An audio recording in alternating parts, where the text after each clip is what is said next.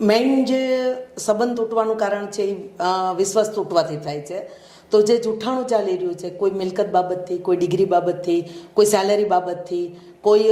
એમની પોતાની જે કંઈ છે એ ઇન્કમ 25,000 હોય અને બાયોડેટામાં ભૂલથી 35,000 લખાઈ ગયું હોય કે આવી રીતના દીકરીઓ સેમ છે કે જે પોતાની ઉંમર છુપાવી હોય અથવા તો એજ્યુકેશન છુપાવ્યું હોય અથવા તો પોતાની કંઈ ને કંઈ બીમારી હોય આ છુપાવ્યું હોય. આપણે કોઈ એક પક્ષને આપણે અહીંયાથી નથી એવું કહેતા કે કોઈ એક પક્ષ દ્વારા આ તૂટી રહ્યું છે, બંને પક્ષ દ્વારા આ તૂટી રહ્યું છે કે કોઈ અમુક સામેવાળું દીકરો હોય કે દીકરી હોય 1-5% બી અત્યારે જૂઠાણું નથી ચલાવતું. એ પહેલાંની દીકરીઓ હતી કે જેને 2 વ્યક્તિ ઉપર ડિપેન્ડેડ હતી, એક એના પતિ ઉપર અને એક એના પપ્પા ઉપર. તો સાસરે જાય એટલે એના પતિ ઉપર જ ડિપેન્ડેડ રહેવું પડતું હતું, એટલે નાનું મોટું હોય તો ચલાવી લેતા હતા. અત્યારે કોઈ ચલાવતું નથી. એટલે સામે પક્ષે કોઈ એ મિલકત બાબતથી, કોઈ ડિગ્રી બાબતથી, કોઈ સેલેરી બાબતથી, કોઈ ઉંમર બાબતથી છુપાવ્યું હોય તો એક વસ્તુ જે જૂઠાણું છુપાવે છે એને લઈ અને બીજી વસ્તુ પર વિશ્વાસ નથી બેસતો. એવી રીતના ઘણી બધી દીકરીઓ એવી છે કે પોતાના અંદર કોઈ બીમારી હોય અને સામે છુપાવ્યું હોય, પોતાને ખબર હોય